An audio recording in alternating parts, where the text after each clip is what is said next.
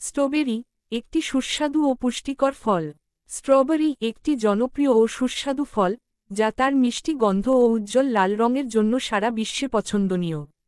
এটি রোসেসিয়ায় পরিবারের অন্তর্গত এবং এর বৈজ্ঞানিক নাম ফ্র্যাগেরিয়া অ্যানানাসা। স্ট্রবেরি সাধারণত শীতল ও নাতিশীতোষ্ণ অঞ্চলে ভালো জন্মে, তবে এটি এখন বিশ্বের বিভিন্ন দেশে চাষ করা হয়।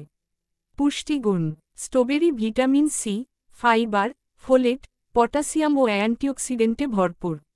একটি মাঝারি আকারের স্ট্রবেরিতে প্রায় 58% ভিটামিন সি থাকে, যা রোগ প্রতিরোধ ক্ষমতা বাড়ায়।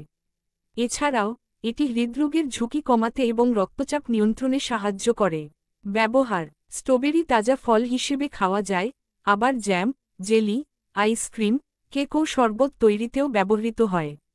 এর মিষ্টি টক স্বাদ বিভিন্ন খাবারের স্বাদ বৃদ্ধি করে।